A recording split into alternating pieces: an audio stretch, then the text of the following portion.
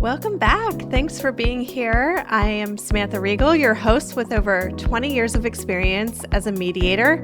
But in this podcast, this is where we explore how conflict shows up as a portal, basically a signal that we've outgrown something in our lives and we're being nudged to something that's more aligned with who we are today. It's not about avoiding or fixing conflict. It's about how we respond and how that can make our life a whole lot easier. In today's episode, I want to talk about betrayal. Whether or not this is your current experience, it might be an experience that someone you care about is having, so maybe you can share some of this insight with them. Look, this podcast is all about how we respond when conflict of any kind shows up, and betrayal is a form of conflict. It's not the kind we might usually think of when we hear that word, because most conflict happens on the surface. Maybe there's a disagreement or a fight, a rupture, or a moment of tension that lives between two people. And betrayal is different. It's a conflict that collapses inside the relationship. It happens in the place where you assumed you were safe. You inherently trusted the person or people within that relationship. Trust wasn't being negotiated. It was actually foundational to the relationship. There was already built-in trust. And because of that, betrayal doesn't just create tension, it destabilizes the entire system or relationship. And this isn't limited to our most intimate relationships. The same kind of rupture can happen when trust is placed in institutions or figures of authority, political leaders who were entrusted because of the offices they held but failed to live up to the promises they made, or maybe even religious leaders who preach a certain way of life while privately violating it. The form is different, but the impact is the same. The ground you thought was solid and safe suddenly isn't. When I talk about betrayal, I'm not talking about something that can be resolved with maybe better communication or clearer boundaries or a calm conversation after things cool down. No, this is a deeper kind of rupture, one that will affect how you trust and how you attach in the future and how safe the world feels to you afterwards. So, before we go any further, I want to be clear about the spirit of this conversation today, because I'm not here to tell you that you attracted your betrayal. Absolutely not. I'm not here to even suggest that the pain you experienced was a lesson you should be grateful for, or that this happened because of something you did. No. What I am doing is slowing this conversation down, because when betrayal gets treated like a normal conflict, people tend to either turn the blame inward or harden themselves as a form of protection. And I don't believe neither of those responses actually helps you understand what's being revealed by it showing up in your life. So I would suggest, instead of asking what did I do wrong to have this happen to me? Or how do I protect myself from ever feeling this again? Maybe the more useful question becomes, what is this showing me? What is this betrayal showing me? This is where I often talk about conflict as a portal, because it exposes where something fundamental is no longer aligned. Betrayal is one of the most clearest examples of that kind of rupture. So what does it expose? Sometimes it exposes an illusion, a sense of trust or safety that felt solid but was never actually stable because it was assumed to be mutual between the people within the relationship when it actually wasn't. Someone in the relationship is no longer trusting or being trustworthy. Maybe dynamics may have worked for a long time because one person was accommodating more than they realized.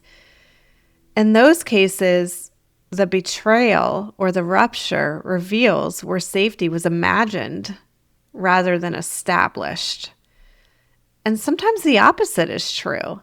There was no illusion at all. The trust was real. The bond was mutual. The safety wasn't a fantasy because it existed. But you know what? People grow and evolve, and circumstances shift, and values change. And when a relationship or system no longer fits who the people inside it have become, sometimes betrayal can emerge when that misalignment isn't named or navigated consciously, with both individuals with their eyes wide open. So in that case, the betrayal isn't revealing a lie at the beginning of the relationship. It's revealing a change in the relationship that wasn't necessarily acknowledged during that time when the change happened. So it can make sense when you look at it like this.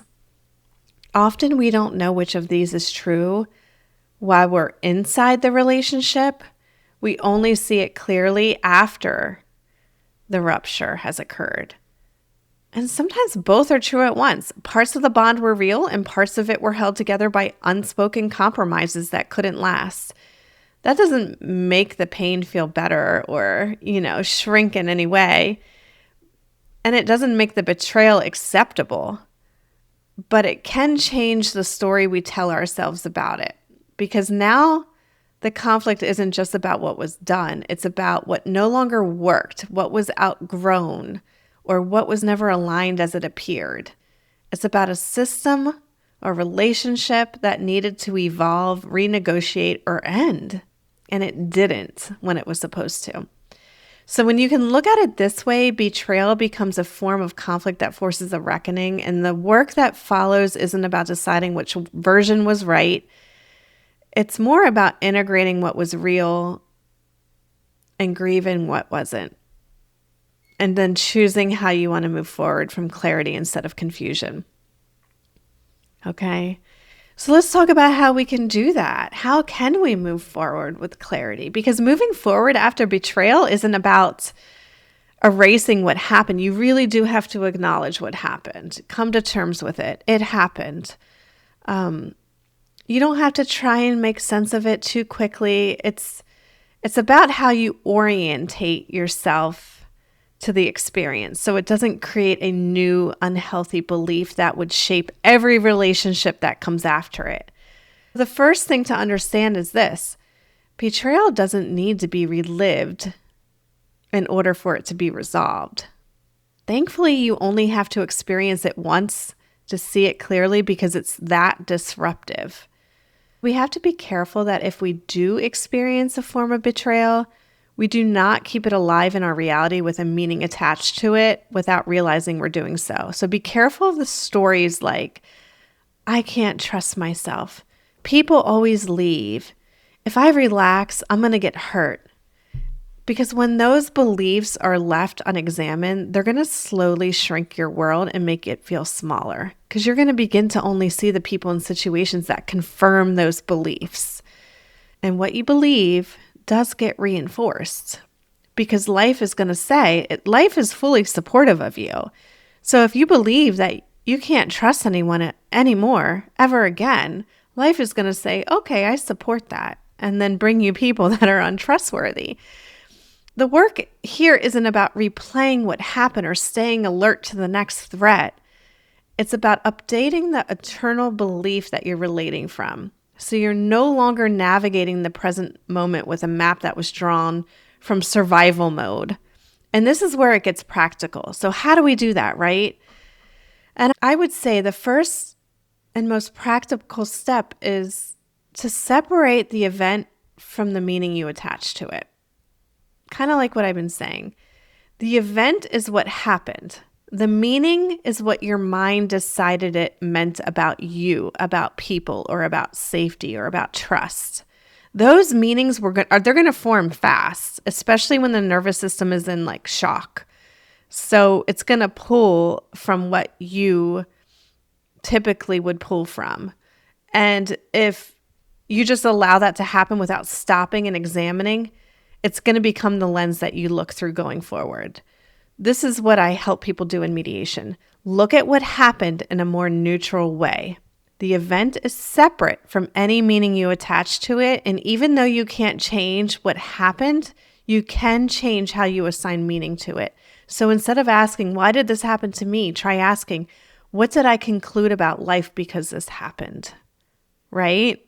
That question alone will create space to examine if you drew a conclusion that was unhealthy for you to believe. And yes, not having trust in anyone and anything moving forward might not be the most healthiest, most expanding way to live. So if the conclusion that you had drawn is something along those lines, when you stop and ask that question, it gives you space to see that you might have picked a belief that might not serve you moving forward, and you can choose differently. For example, instead of, I can't trust anyone, you might try, I can learn how to pace trust instead of giving it all or withholding it completely. That might be a more expansive belief for you moving forward. Or here's another example. Instead of the belief that people always leave, you might try this belief. Some relationships end when they no longer fit. And that doesn't mean that I'm unlovable. That's a more healthier expansion version of a belief after betrayal, after being left by someone that you thought swore that they would love you forever. How about this example? Instead of believing after betrayal that if I relax, I'll get hurt again, you might try believing this more expansive belief. I can stay open and discerning at the same time. Trying different beliefs on for size until one feels good and uplifting, that's going to serve you moving forward after something as disruptive as betrayal happens. The second most practical step is allowing yourself to honor what was real without freezing it into certainty. This isn't about questioning your experience or minimizing your pain. It's about validating what you went through and giving yourself permission to grieve what has ended. By this point, you've already examined your immediate reactions the betrayal triggered, the urge to protect, to shut down, to make meaning quickly. Now it gets a little simpler and a little bit harder because letting yourself feel what needs to be felt when something did end, a relationship, a sense of safety, a version of the future you thought you were moving towards, that loss, it does deserve acknowledgement. And the goal here isn't to escalate the effects of the betrayal by replaying it, reinforcing those same conclusions, or hardening yourself against future connections. The goal is to let the experience complete its cycle. What helps is maybe gently shifting the language you use with yourself. So instead of locking the experience into a permanent truth, you may say something like this. This is what I felt true in that moment, or I was safe and secure then, but that no longer fits now. That kind of validation doesn't erase the pain, but it can loosen its grip. It allows the betrayal to move through you instead of continuing to shape your life long after that moment has passed. The third practical step after betrayal is updating how you relate to trust itself, because that's mostly what's been disrupted. And most people think healing from betrayal means trusting again or trusting less, but I don't think either of those is actually the point. I think the point is learning how to pace trust. Maybe not giving it all up front, not withholding it entirely, but allowing trust to build in response to consistency over time and not just being hopeful. And this matters because trust is often assumed within certain systems or constructs that we enter. Marriage, for example, comes with an explicit understanding of fidelity and loyalty. Long-term partnerships, families, institutions, and even professional roles carry built-in expectations of integrity. When betrayal happens there, it's because trust was structurally implied. So updating how you relate to trust doesn't mean becoming suspicious of those systems. It means just staying connected to reality as it unfolds. Letting actions continue to earn trust over time, rather than relying on like titles, roles, or promises alone. And this is especially important if betrayal happened earlier in life or has repeated often over time. In those cases, trust often becomes something you offered maybe automatically before safety was fully established. So updating that relationship to trust doesn't have to make you guarded. It can make you feel more grounded and gives you more choice in how you connect moving forward.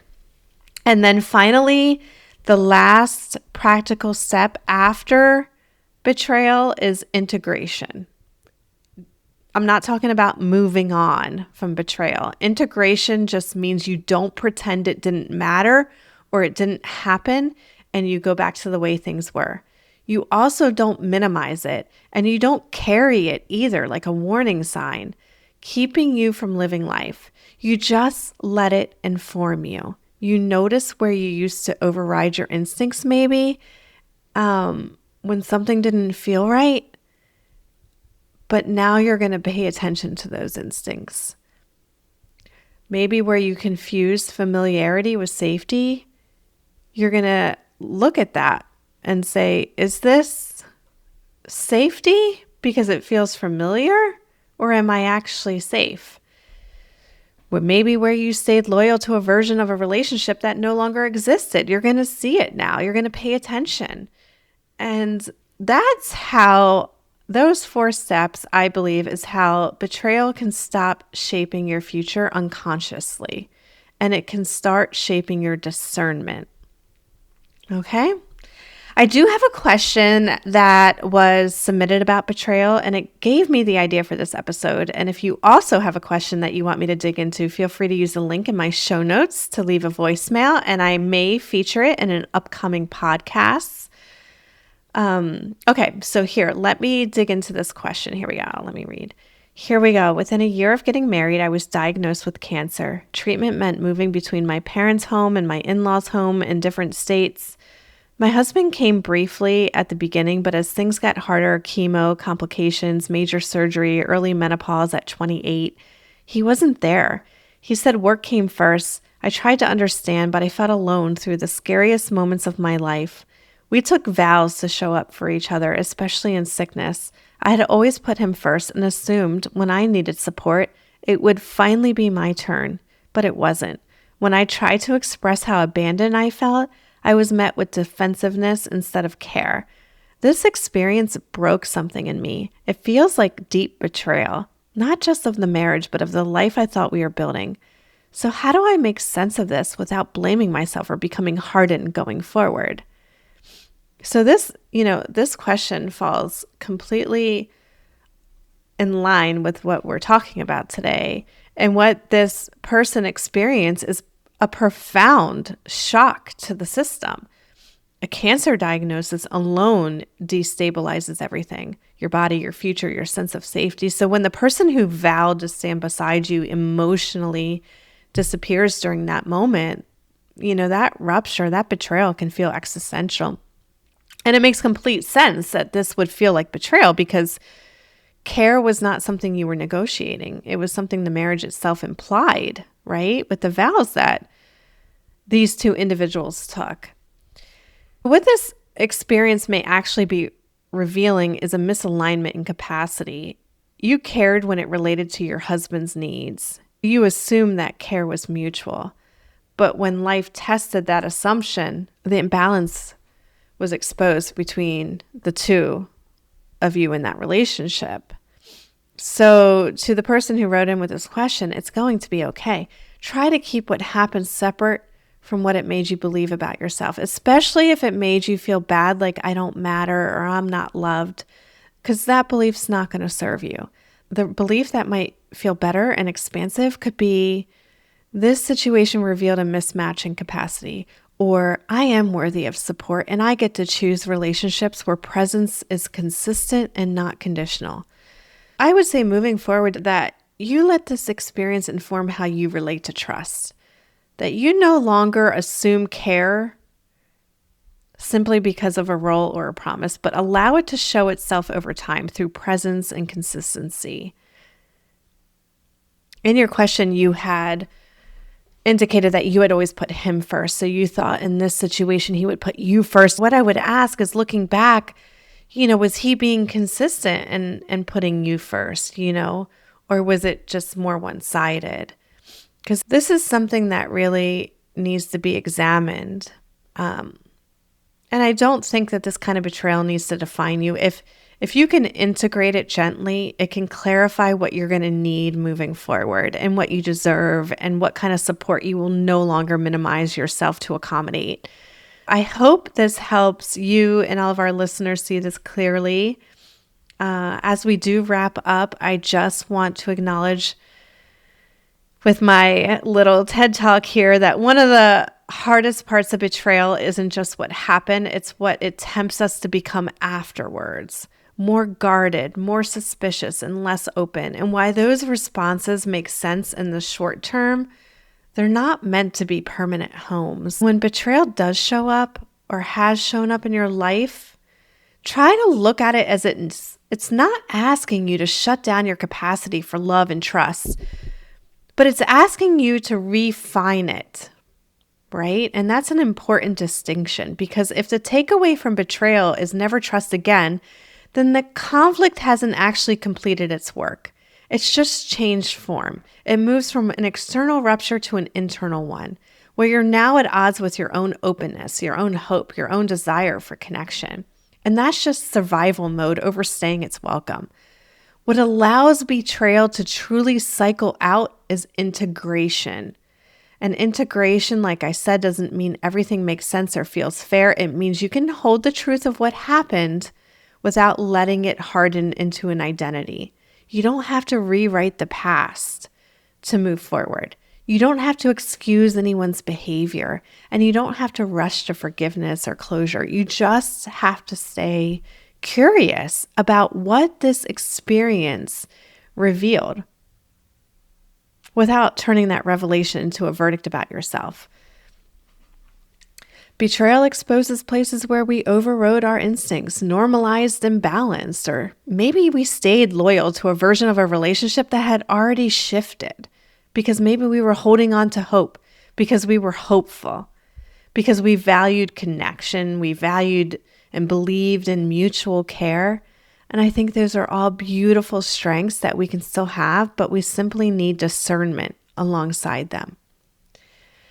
So if you are currently carrying betrayal right now, I want you to hear this clearly. The goal isn't to undo who you are. It's to relate to your strengths differently, to let care be mutual, not just assume it's there, to let trust build through consistency, not because of promises or titles, but, pay attention to people's actions and let that kind of help with your discernment. To let the closeness deepen where honesty is present. So I hope this will help you feel grounded in who you are and what you will tolerate moving forward. And grounded people don't attract the same dynamics. Not because they're hyper vigilant, but because they're no longer available for misalignment to masquerade as safety. And this is also where compassion for yourself matters deeply. If you're grieving what you thought a relationship was, if you're angry about how much you gave, if you feel embarrassed for trusting, none of that means that you did anything wrong. It means you cared, and caring, when met with this kind of rupture, betrayal, it hurts. So let yourself feel that without turning it into a story about your worth. The real power after betrayal isn't in controlling outcomes, it's in clarity and being able to say, I see this now and I'm going to choose differently from here. That choice might look like recalibrating a friendship. Instead of forcing closeness, it might look like requiring emotional presence where you once accepted excuses. It might look like walking away or staying, but doing so with eyes open instead of hope alone. And all those are valid responses when they come from clarity instead of fear. And that brings us right back to what this podcast is really about. We don't get to choose whether conflict shows up, but we do get to choose how we respond to it. And betrayal will definitely try to pull you into reaction, into shutting down, lashing out, or making yourself smaller to avoid loss. But responding means doing something else entirely. It means listening to what the rupture revealed and allowing that information to change how you move forward without letting it close your heart. And that's the work. Quiet, ongoing, deeply human. If this episode stirred something in you, you don't have to fix it today. Let it settle. Notice what feels true. Notice what no longer fits. And trust that clarity comes in layers, not all at once. And if you're holding a story, a question, or a conflict and you want me to explore here, you can use that link in the show notes to leave a voicemail. I listen to everyone, and your question might be able to shape a future episode.